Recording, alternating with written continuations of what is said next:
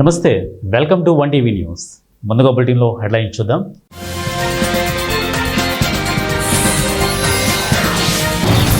ఎమ్మెల్సీకి రాజీనామా చేస్తున్నా, ఉద్యమంలోకి వెళ్తున్నా.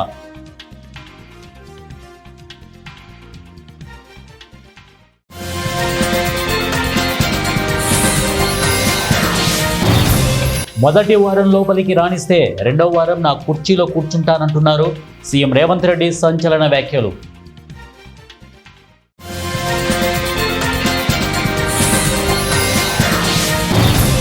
గణేష్ ఊరేగింపులోకి దూసుకెళ్లిన వాహనం, 3 మృతి, 22 మందికి గాయాలు.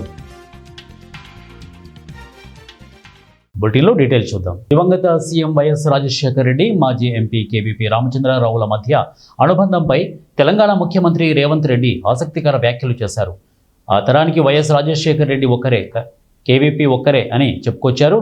ప్రస్తుత కాలంలో కేవీపీ లాంటి రాజకీయ నాయకులు నాకు ఎక్కడా కనిపించడం లేదు అని చెప్పుకొచ్చారు.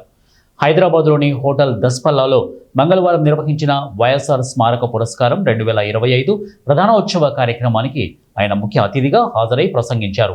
కేవీపీలా ఉండాలి అంటే సర్వం త్యాగం చేయాలి అని చెప్పుకొచ్చారు. ఈనాడు చాలామంది కేవీపీ కావాలని అనుకుంటారని, కానీ అలా ఎవరు కాలేరని సీఎం రేవంత్ రెడ్డి చెప్పుకొచ్చారు. బీఆర్ఎస్ పార్టీ నుంచి సస్పెన్షన్కు గురైన తర్వాత తొలిసారి బుధవారం హైదరాబాద్లోని తెలంగాణ జాగృతి కార్యాలయంలో కవిత మీడియా సమావేశం నిర్వహించారు. ఆమె మాట్లాడుతూ బీఆర్ఎస్లో తనపై కుట్రలు జరిగాయని, రాబోయే రోజుల్లో కేసీఆర్, కేటీఆర్లపై కూడా కుట్రలు జరుగుతాయని కవిత సంచలన వ్యాఖ్యలు చేశారు. జాగృతి కార్యాలయంలో మీడియా సమావేశంలో ఆమె మాట్లాడుతూ హరీష్ రావు, సంతోష్ రావులపై తీవ్ర ఆరోపణలు చేశారు. వీరిద్దరూ బీఆర్ఎస్ పార్టీని జలగల్లా పట్టి పీడిస్తున్నారని మండిపడ్డారు. సిరిసిల్లలో కేటీఆర్ను ఓడించేందుకు ప్రత్యర్థులకు హరీష్ దాదాపుగా 60 లక్షలు పంపించారని ఆరోపించారు. ఈ విషయం తనకు తెలుసని చెప్పారు. కాంగ్రెస్, బీజేపీలతో హరీష్, సంతోష్ అంటగా అవుతున్నారని దుయ్యబట్టారు.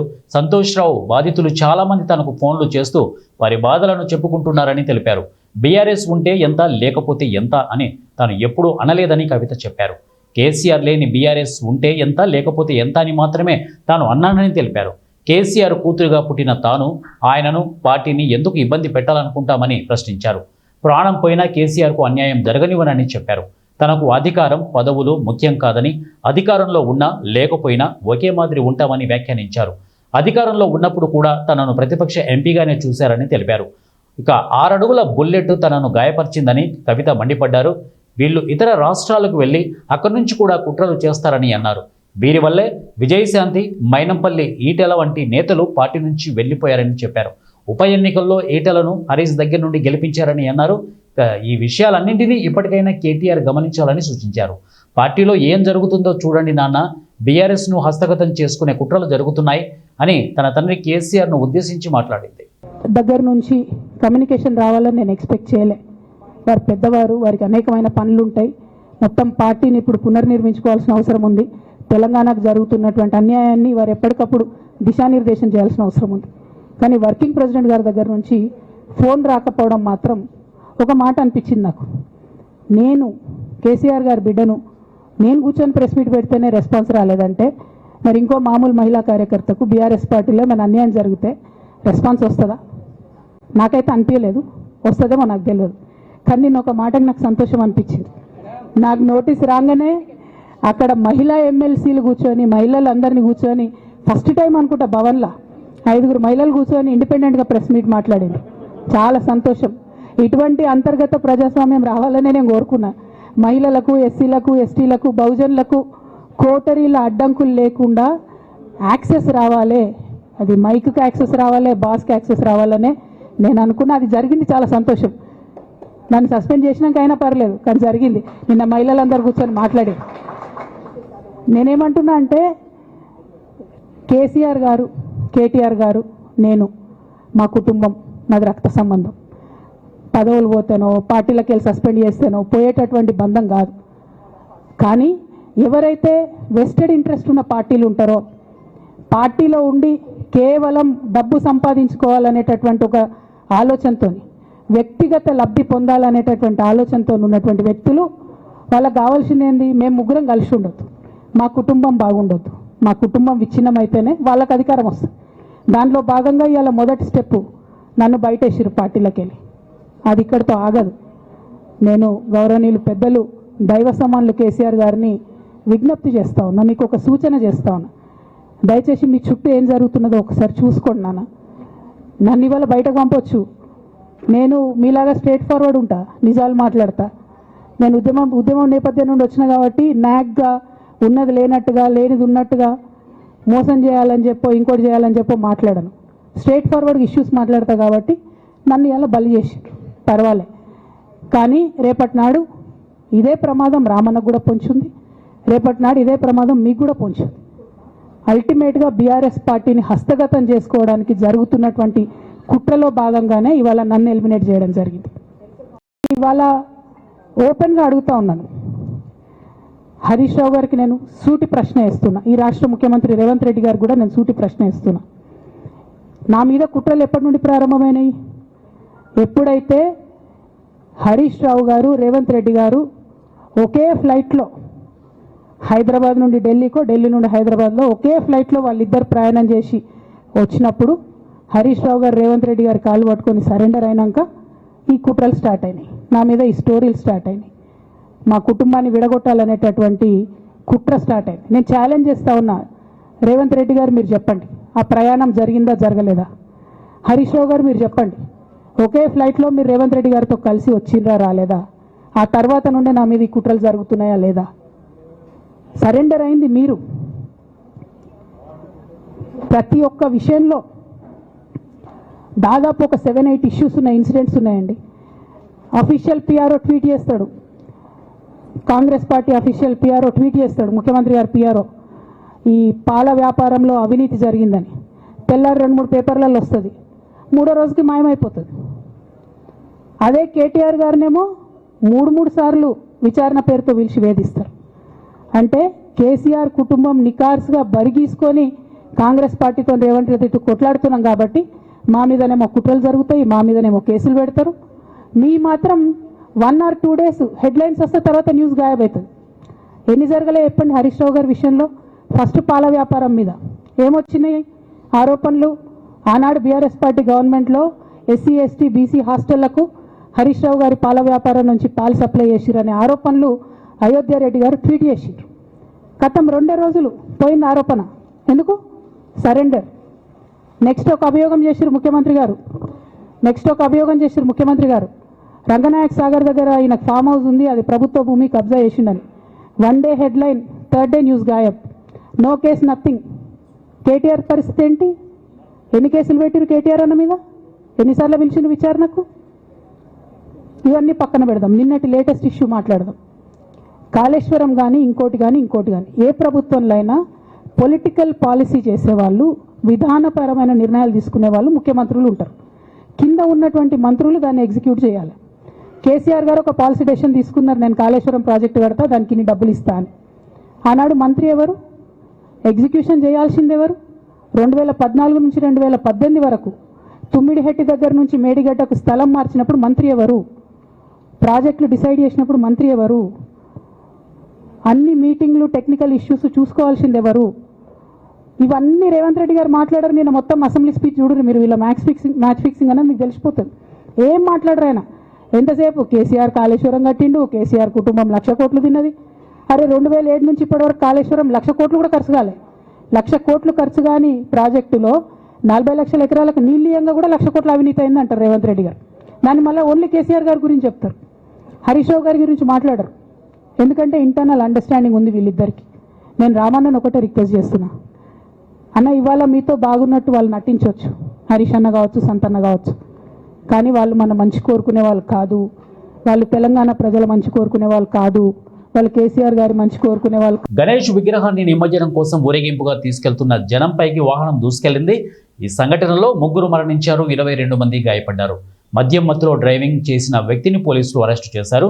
ఛత్తీస్గఢ్లోని జాష్పూర్ జిల్లాలో ఈ సంఘటన జరిగింది. మంగళవారం రాత్రి జుర్దండ్ గ్రామంలో నిర్వహించిన గణేష్ ఊరేగింపులో 100 మందికి పైగా స్థానికులు పాల్గొన్నారు. కాగా మద్యం మత్తులో డ్రైవ్ చేసిన వ్యక్తి ఎస్యూవీతో ఊరేగింపులోకి దూసుకెళ్లాడు. ఈ సంఘటనలో 3 మరణించగా 22 మంది గాయపడ్డారు.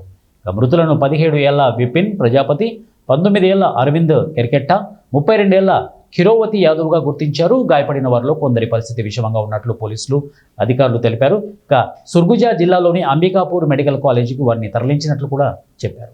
తెలుగు సాహితీ వికాసానికి వెలుగు బాటగా నిలిచిన మహాకవి గురజాడ అప్పారావు. ఇక గృహాన్ని, గురజాడ రచనలను రాష్ట్ర ప్రభుత్వం కాపాడాలని విజయనగరం జిల్లా పౌర వేదిక అధ్యక్షుడు భీశెట్టి బాబ్జీ కోరారు. జిల్లా పౌర వేదిక ఆధ్వర్యంలో బుధవారం ఉదయం 7 గంటల నుండి 11 గంటల వరకు గురజాడ గృహంలో శాంతి దీక్షలో పాల్గొన్నారు. ఈ సందర్భంగా భీశెట్టి మాట్లాడుతూ తన రచనల ద్వారా సామాజిక చైతన్యం కలిగించి వ్యవహారిక భాషోద్యమకారుడిగా ప్రపంచవ్యాప్తంగా గుర్తింపు పొందిన మహోన్నత వ్యక్తి నడయాడిన గృహాన్ని ఆధునీకరించాలని, వారి సాహిత్యాన్ని ముందు తరానికి అందించేందుకు డిజిటలైజ్ చేయాలని కోరారు. ఎందుకంటే దేశమంటే మట్టి కాదు, దేశమంటే మనుషులు అని చెప్పినటువంటి గొప్ప వ్యక్తి. అట్లాగే ప్రపంచంలో ప్రతి ఒక్కరికి కూడా మతములన్నీ మాసిపోవును, జ్ఞానం ఒక్కటే నిలిచి వెలుగునని చెప్పినటువంటి గొప్ప వ్యక్తి గురజాడ, తెలుగువారి అడుగుజాడ. అటువంటి వ్యక్తి నడయాడినటువంటి గృహాన్ని ఎవరు అధికారంలో ఉన్నా పట్టించుకోవట్లేదు. ఆగస్టు 11వ తారీఖున ఒక తాగుబోతు ఇంట్లోకి వచ్చి ఫ్యాన్లన్నీ విరిచేసి ఆ గురజాడ సాహిత్యాన్ని చిందరవందర చేసి ఇక్కడే పడిపోయి కంప్లీట్గా పాడు చేసినటువంటి సందర్భం. దీనిపైన సాహితీ సంఘాలన్నింటిలో కూడా జిల్లా పౌరవేదిక ఆధ్వర్యంలో ఇప్పటికే మరి రాష్ట్ర ప్రభుత్వం దృష్టికి తీసుకెళ్లడం కోసం అనేక కార్యక్రమాలు నిర్వహించాం. పోస్ట్ కార్డు ఉద్యమం చేశాం, నిరసన చేశాం. ఈరోజు ఒక శాంతి దీక్షను ఒకదాన్ని ఏర్పాటు చేశాం. దీనికి ప్రధానంగా 3 అంశాలు. పెద్దలు పవన్ కళ్యాణ్ గారు విశాఖపట్నం వచ్చినప్పుడు గత నెల ఆగస్టు 30వ తారీఖున విశాఖపట్నం నుంచి ఒక ప్రకటన చేశారండి. ఆ ప్రకటనలో గురజాడ ఇల్లుని ఆధునీకరిస్తాం, దానికి మేము కట్టుబడి ఉన్నామని చెప్పారు. రేపు 4వ తారీఖున అంటే రేపు గురువారం రాష్ట్ర క్యాబినెట్ ఉంది. ఈ క్యాబినెట్లో 3 అంశాలు పెట్టమంటున్నాం. 1, గురజాడ ఇల్లుని ఆధునీకరించండి. 2, గురజాడ సాహిత్యాన్ని ముందు తరం వారి కోసం చెప్పి డిజిటలైజ్ చేయండి. 3వది గురజాడ జయంతి సెప్టెంబర్ 21వ తారీఖున 163వ జయంతి. ఈ జయంతిని రాష్ట్ర పండగగా చేయండి. విద్యార్థులకు తెలియాలి, అలాగే సమాజానికి తెలియాలి. గురజాడ మహోన్నతమైన వ్యక్తి, ఆయన ఒక గొప్ప శక్తి. ఆయన ఇచ్చినటువంటి గొప్ప అంశాలే ఈరోజు ప్రజలకి ప్రజాస్వామ్య వ్యవస్థకి ఆయుపట్టు.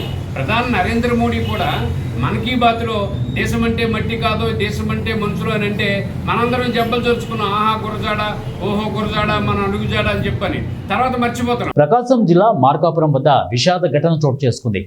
పొట్టకూటి కోసం కూలి పనికి బయలుదేరిన హరిబాబు రైలు ప్రమాదానికి గురై మృతి చెందాడు. వివరాల్లోకి వెళ్తే సెప్టెంబర్ 1వ తేదీ రాత్రి గుంటూరు నుంచి యలకాంకు కుటుంబ సభ్యులు, స్నేహితులతో కలిసి కొండవీడు ఎక్స్ప్రెస్లో ప్రయాణిస్తున్న హరిబాబు భోజనం చేసిన తర్వాత చేతులు కడుక్కోవడానికి భోగి తలుపు వైపు వెళ్ళాడు. రైలు అధిక వేగంతో దూసుకెళ్తుండడంతో అదుపు తప్పి గజ్జలకొండ మార్కాపురం రైలు మార్గం మధ్యలో పడిపోయాడు. అది గమనించిన కుటుంబ సభ్యులు, తోటి ప్రయాణికులు వెంటనే చైన్ లాగడంతో రైలు దాదాపు 3 కిలోమీటర్ల తర్వాత ఆగింది. గార్డుకు ఘటన వివరాలు తెలియగానే ఇంజన్ డ్రైవర్ రైలును వెనక్కి నడిపించారు. తీవ్ర గాయాలతో తలడిల్లుతున్న హరిబాబును ఎమర్జెన్సీ స్ట్రెచ్చర్లో మార్కాపురం రైల్వే స్టేషన్కి, అక్కడి నుంచి ప్రభుత్వాసుపత్రికి తరలించారు. అయితే చికిత్స పొందుతూ ఆయన మృతి చెందాడు. కుటుంబ పోషణ కోసం వెళ్తూ ప్రమాదవశాత్తు ప్రాణాలు కోల్పోవడంతో కుటుంబ సభ్యులు తీవ్ర ఆవేదన వ్యక్తం చేస్తున్నారు. ఈ సంఘటనపై రైల్వే పోలీసులు కేసు నమోదు చేసి దర్యాప్తు చేస్తున్నారు. వర్క్ మీద పనికి బయలుదేరి గుంటూరులో టికెట్ తీసుకొని ఎక్కిన తర్వాత ఈ నరసరావుపేట వినుకొండ దాటిన తర్వాత భోజనానికని అతను తినేసి చేయి కడుక్కోవడానికి డోర్ దగ్గరికి వెళ్ళాడంట. మేము అయితే పక్క సీట్లో కూర్చున్నాడు, మేము గమనించలేదు. ఆ చేయి కడుక్కుంటూ ఆ ట్రైన్ వేగానికి మనోడు అదుపు తప్పి ముందుకు పడ్డాడని ఆ పక్కన ఉన్న లేడీ ఇంకో పిల్లోడు మాకు పెద్ద పెద్ద గడిచి చెప్పారు. సరే ఎవరు ఏంది పడ్డారని మేము చూసుకుని సరే మా మనిషిని అర్థమైంది మాకు. సరే అమ్మటినే నేను చైన్ లాగిన తర్వాత అప్పటికే కుడియడానికి సుమారుగా 2-3 కిలోమీటర్లు ట్రైన్ వెళ్ళిపోయింది. సార్ ఎక్కడ పడ్డాడు ఏంది అంటే ఇంత లెంత్లో పడ్డాడని చెప్పారు వాళ్ళు. సరే నేను అతన్ని కనుక్కొని సరే ఏమన్నా ఆప్షన్ ఉంటే నేను వెళ్ళి చూస్తాను సార్ అని చెప్పాను. సరే వెళ్ళి చూడమ్మా, ట్రైన్ ఒక 10 నిమిషాలు ఆపుతాను అన్నారు సార్. సరే నేనేం చేస్తాను, లైట్ తీసుకొని పరిగెత్తుకుంటా వెళ్ళిపోయాను. ఒక దగ్గర చాలా దూరం వెళ్ళిన తర్వాత ఆయన ఫోన్ నెంబర్ మా వాడికి ఒకటి ఉంటే, అన్న మనిషి కనపడ్డాడంటే, అన్న కనపడ్డాడన్నా ఇట్లా కాలు నొజ్జు అయిపోయింది, మనిషి తలకు కూడా బాగా దెబ్బ తగిలిందన్న, ఎంత దూరం అమ్మ డిస్టెంట్ అంటే, నేను అన్న ట్రైన్ అయితే నాకు కనపడతలేదు, అక్కడ ఫోన్ నెంబర్ ఏమైనా ఉందని ట్రైన్లో అతను అడిగాడు. దాని మీద ఏమైనా స్తంభం మీద నెంబర్ ఉందా అని. ఆ నెంబర్ నేను చెప్పాను ఫోన్లో. చెప్పిన తర్వాత ఒక 10 నిమిషాలమ్మా ఆ ట్రాక్ నుంచి పక్కకి తీయమ్మా, నేను ట్రైన్ వెనక్కి వస్తుందని చెప్పారు. ఆ ట్రైన్ నుంచి నేను ఆ పక్కకి తీయగానే కుడి ఎడమ ఒక 5-6 నిమిషాల్లో ట్రైన్ వెనక్కి వచ్చేసింది. రివర్స్ చేసిన తర్వాత ఆ స్ట్రెచ్చర్ ఉంది కదా, ఆ స్ట్రెచ్చర్ మీద అతను ఎక్కించి ఎమర్జెన్సీలో అక్కడికి ఎక్కించిన తర్వాత ఇదే ఊరన్నా మార్కాపురం రైల్వే స్టేషన్కి రాగానే 108కి ఫోన్ చేసి అక్కడ దింపి ఈ హాస్పిటల్ రావడం జరిగింది. అవును సార్, ట్రీట్మెంట్ జరుగుతున్నప్పుడు కర్ణాటక రాష్ట్రంలోని రాయచూరు పోలీసులు తమను బలవంతంగా స్టేషన్లో ఉంచారని యువకులు వాపోయారు. కర్నూలు జిల్లా కోసగిలో వారు విలేకరుల సమావేశంలో మాట్లాడారు. దేవనపల్లి గ్రామస్తులు బలవంతంగా తమను దొంగలుగా చిత్రీకరించారని వారు కన్నీరు మున్నీరయ్యారు. వేట కోసమే తాము ఆ గ్రామానికి వెళ్లామన్నారు. అక్కడ ఉన్న యువకులు తమపై దాడి చేసి తీవ్రంగా గాయపరిచి బలవంతంగా ఒప్పుకునేలా చేశారని వారన్నారు. కర్ణాటకలోని ఎరగిరి పోలీస్ స్టేషన్లో దేవనపల్లి గ్రామస్తులు ఇచ్చిన ఫిర్యాదు మేరకు కేసు నమోదు చేశారని వారన్నారు.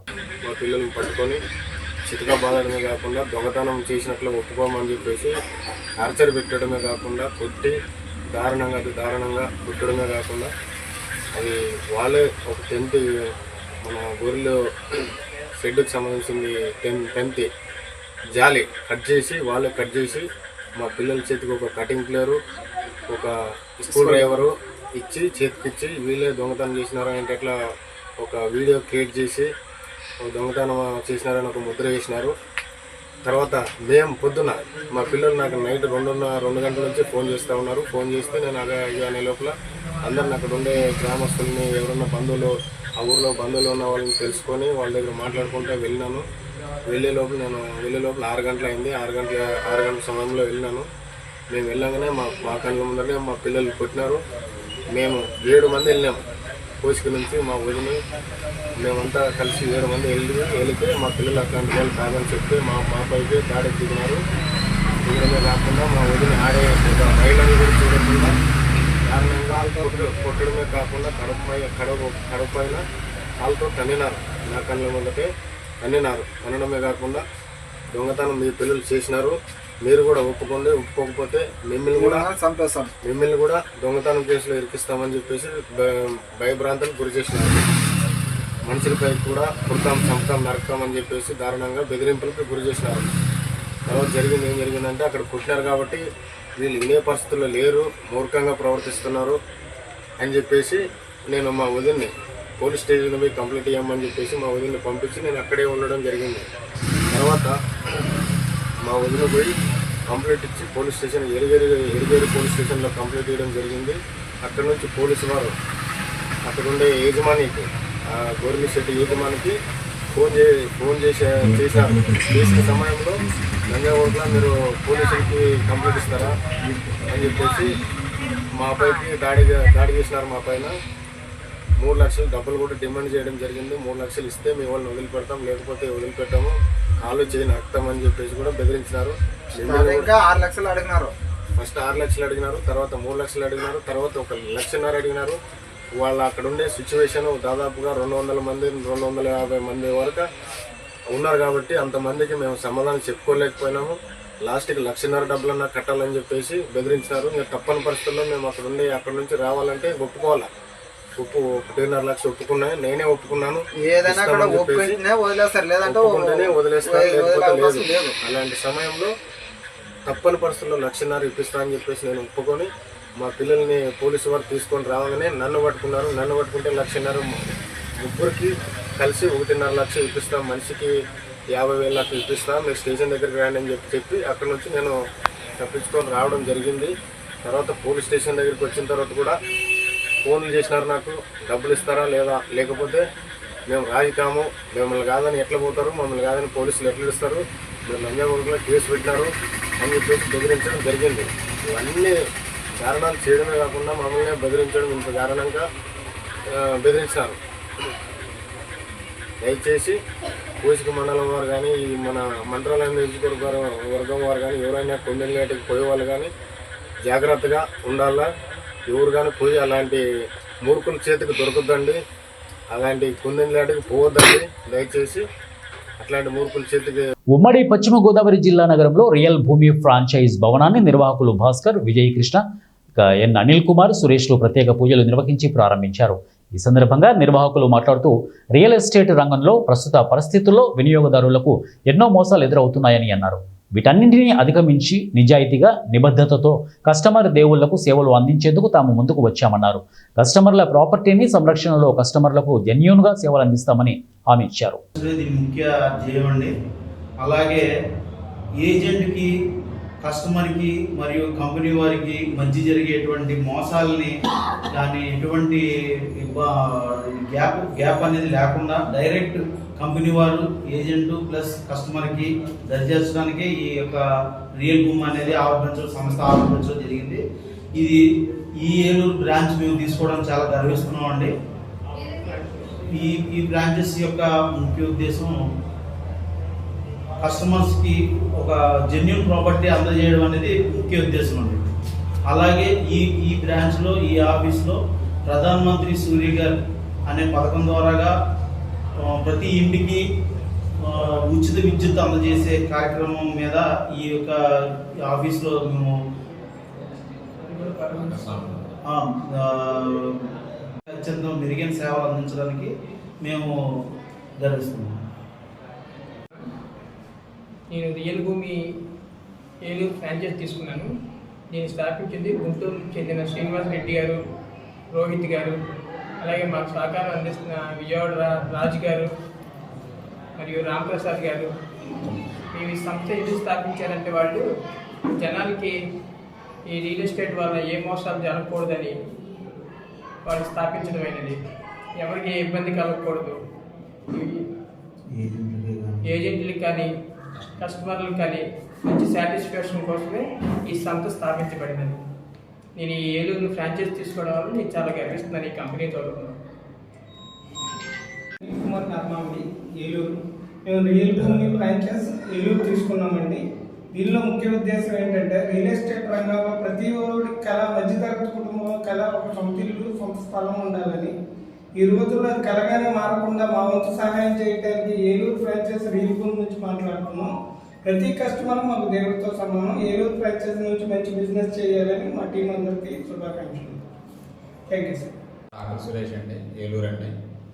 మేము ఇక్కడ మన నవేగా రోడ్డు చివరికి వచ్చిన తర్వాత సాక్షి ఆఫీస్ దగ్గర కింద ఆఫీస్ తీసుకున్నామండి. ఇది ఆఫీస్ వచ్చి రియల్ భూమికి సంబంధించిందండి. ప్రతి ఏజెంట్కి, ప్రతి కస్టమర్కి ఏ అన్యాయం జరగకుండా ఉండేలాగా ఈ ఏలూరులో మా ఫ్రెండ్ వాళ్ళు మేము అందరం కలిసి ఈ రియల్ భూమి అనేది ఫ్రాంచైజ్ తీసుకున్నామండి. దీనికి అందరికీ న్యాయం జరిగేలాగా మేము అందరం దీంట్లో కృషి చేస్తామని చెప్పి మనస్ఫూర్తిగా కోరుకుంటున్నాం. ప్రతి ఇంటికి అందరూ కూడా. అనకాపల్లి జిల్లా ఎస్ రాయవరం మండలం అడ్డరోడ్డు తిమ్మాపురంలో ఆంధ్రప్రదేశ్ ఉప ముఖ్యమంత్రి జనసేన పార్టీ అధినేత పవన్ కళ్యాణ్ జన్మదిన వేడుకలు ఘనంగా జరిగాయి. ఈ సందర్భంగా సేనాపతి బాబురావు మాస్టర్ తన దివంగత కుమార్తె పేరుతో స్థాపించిన శ్రీ కుసుమ కావ్య ఫౌండేషన్ ఆధ్వర్యంలో మెగా రక్తదాన శిబిరం నిర్వహించారు. పవన్ కళ్యాణ్ అభిమానులు, జన సైనికులు, వీర మహిళలు ఉత్సాహంగా తరలివచ్చి రక్తదానం చేశారు. తుని మదర్ బ్లడ్ బ్యాంక్ పర్యవేక్షణలో జరిగిన ఈ శిబిరంలో 117 మంది స్వచ్ఛందంగా రక్తదానం చేశారు. అనంతరం కుసుమ కావ్య ఫౌండేషన్ సౌజన్యంతో అంగన్వాడీ కేంద్రాల్లో చిన్నారులకు బ్యాగులు పంపిణీ చేశారు. ఈ సందర్భంగా జనసేన నాయకులు తోట నగేష్, బోడపాటి శివదత్, ఆకేటి గోవిందరావు, పప్పల శివ, అమలకంటి అబద్దం, గెడ్డం ఆకాష్, చైతన్య వంటి ప్రముఖ నాయకులు హాజరై రక్తదానం చేసిన దాతలకు సర్టిఫికెట్స్ ప్రదానం చేసి బాబురావు మాస్టర్ సేవలను కొనియాడారు. పవన్ కళ్యాణ్ పట్ల ఉన్న అభిమానంతో 4 ఏళ్లకు కుసుమ కావ్య జ్ఞాపకార్థం మెగా రక్తదాన శిబిరాలు జరుగుతున్నాయని, ఇప్పటి వరకు సుమారు 500 మందికి పైగా రక్తదానం చేశారని పేర్కొన్నారు. బాబురావు మాస్టర్ మాట్లాడుతూ ఉత్తరాంధ్రలో ఇంత పెద్ద స్థాయిలో రక్తదానం జరగడం అభినందనీయం. పవన్ కళ్యాణ్ పట్ల అభిమానంతో ప్రతి సంవత్సరం ప్రజలు ముందుకు వస్తున్నారు అని తెలిపారు. మన ఆరాధ్య నాయకుడు శ్రీ పవన్ కళ్యాణ్ గారి జన్మదినం కార్యక్రమం పురస్కరించుకొని ఈ మెగా బ్లడ్ డొనేషన్ క్యాంపును జన సైనికులు,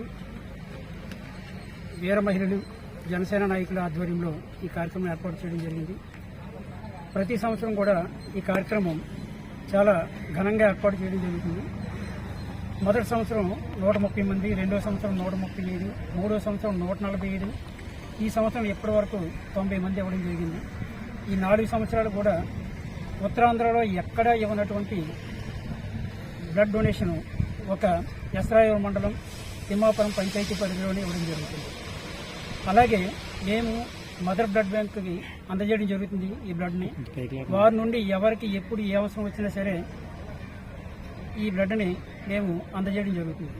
అయితే ప్రతి సంవత్సరం అంటే ప్రతిరోజు ఇంచుమించుగా 2 రోజులకు ఒకసారైనా సరే కష్టంలో ఉన్న వాళ్ళందరికీ కూడా బ్లడ్ ఏర్పాటు చేయడం జరుగుతుంది. అయితే పవన్ కళ్యాణ్ గారు ఆయన ఆశయం మేరకు, ఆయన సిద్ధాంతం ప్రకారం ఆయన పుట్టినరోజున వచ్చి మొక్కలు నాటడం కానీ, ఎవరికైనా సాయం చేయడం కానీ, బ్లడ్ డొనేషన్ క్యాంపులు కానీ ఏర్పాటు చేయడం అనేది ఎప్పటి నుంచో ఉంది.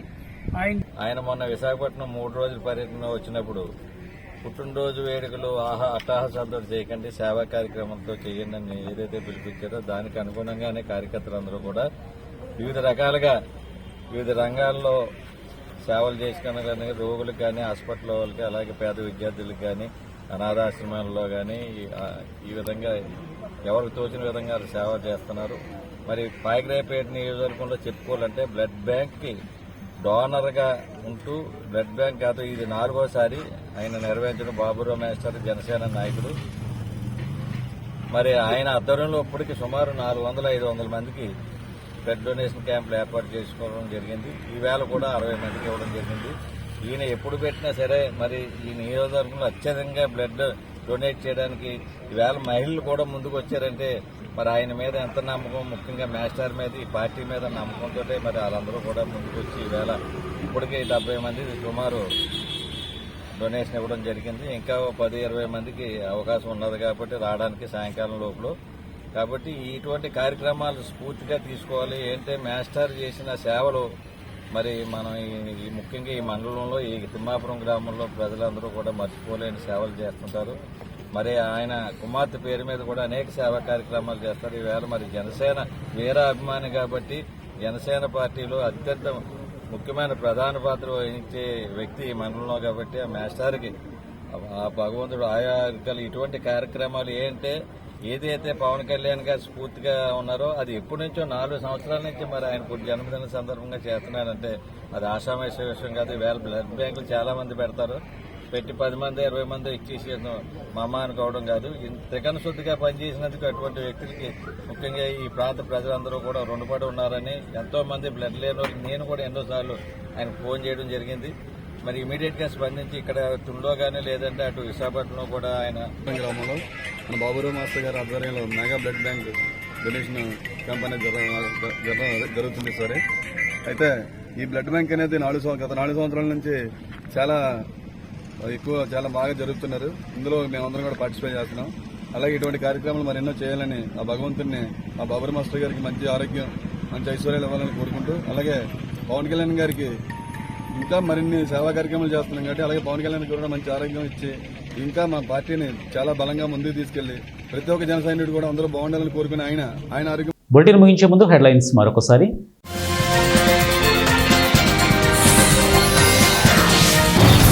ఎమ్మెల్సీకి రాజీనామా చేస్తున్నా, ఉద్యమంలోకి వెళ్తున్నా.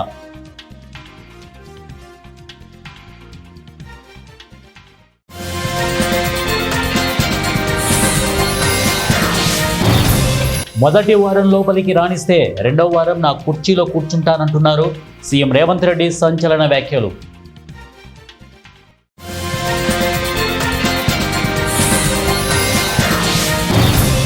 గణేష్ ఊరేగింపులోకి దూసుకెళ్లిన వాహనం, 3 మృతి, 22 మందికి గాయాలు. ఇవే బులెటిన్ అప్డేట్స్. నెక్స్ట్ బులెటిన్లో కలుద్దాం. Until then keep watching 1 TV news. ప్రతిక్షణం ప్రజల పక్షం.